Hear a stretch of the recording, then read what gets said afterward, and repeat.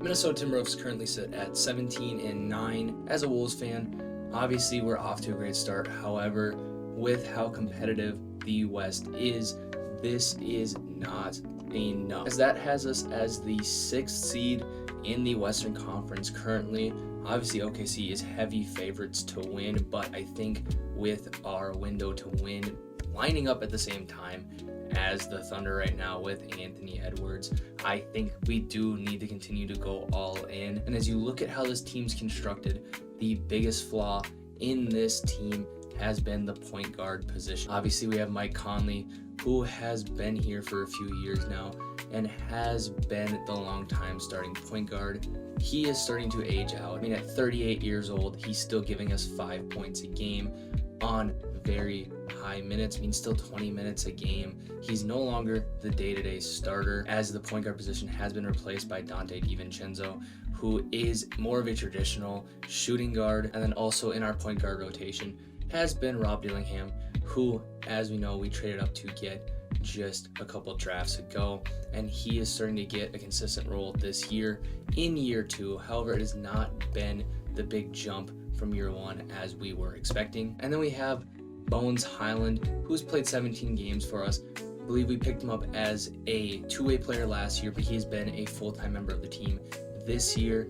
He has bounced around different contenders throughout his career, and he's starting to have what seems to be a breakout year. However, just based off of minutes restrictions, he hasn't gotten the opportunity to necessarily show off his skills. Now, there have been some rumors floating around, the couple point guards that may be on the market that I think we should take a look at, those being Chris Paul and Coby White. Now, you may be asking why bring in Chris Paul, because I think he's going to be a very cheap option for us.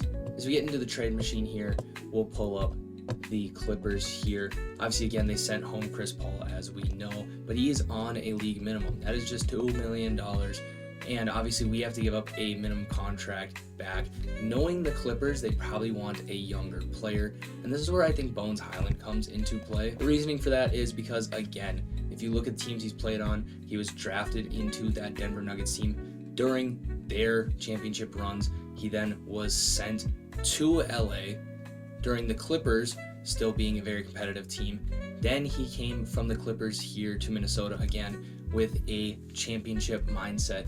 And you look at his opportunities here, he has never had a season where he's averaged over 20 minutes a game. Stats just came out. I can't find the exact place that I saw it the first time, but Google has it right here summarized. He's a 16.5 point per game scorer when he gets 30 plus minutes. So he is an efficient scorer and someone you could build an offense around. So he just needs the opportunity to do that. I could see this Clippers team wanting to get young.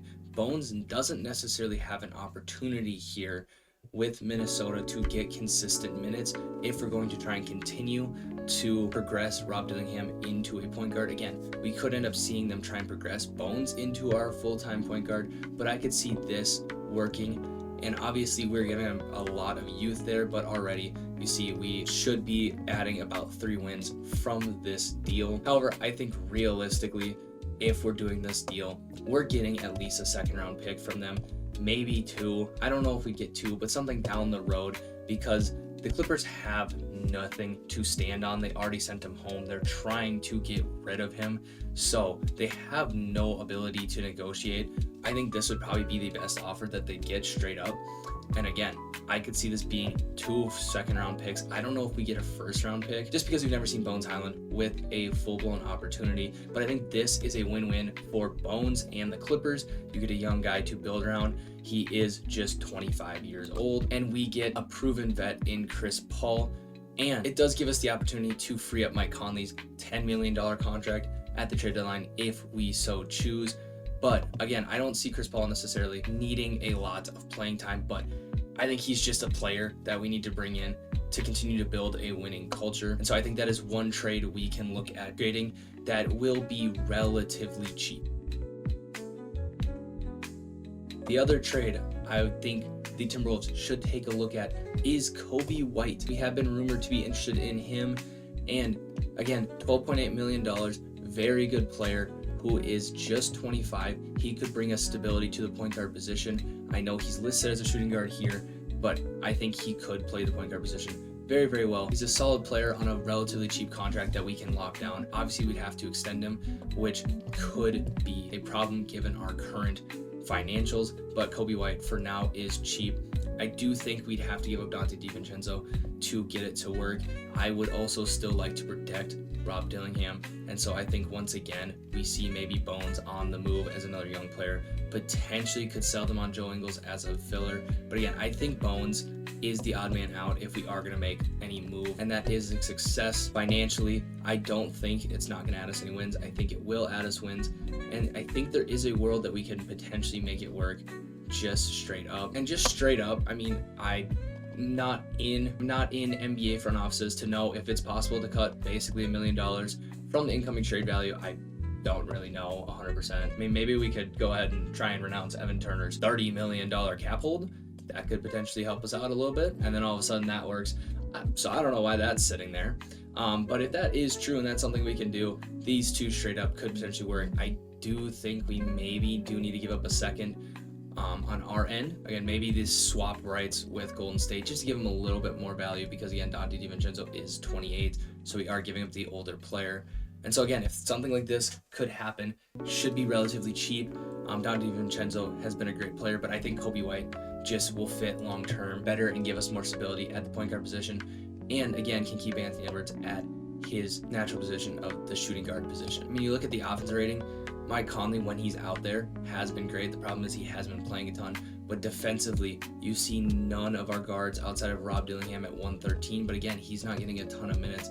But you don't see any of our traditional point guards. Here's Donte DiVincenzo, who's basically been running our point guard, 122, 115, puts him middle of the pack on offensive and defensive rating. So all things considered, these moves are small enough that they aren't going to destroy our core players and shake up what we're doing. However, these moves should help us either build a winning culture or bring in another young guy who could be here long term. And they should be moves that should elevate us into the upper echelon of this conference instead of a middle of pack team. Again, I'm not expecting the Timberwolves to be this explosive team that blows everything up at the trade deadline. However, I would like them to add some stability to the point guard position. Now, if they do believe in Bones Hyland potentially being the guy, or Rob Dillingham potentially being the guy, that is fine too. Then we need to see the opportunities for them, because again, Rob Dillingham has played in almost every game, but just 10 minutes a game, and Bones Hyland has been getting some DNPs. He has missed 7 games, again, just 10 minutes a game. If it's time to move on from Mike Conley, then move on from Mike Conley. Give these guys the opportunity to play.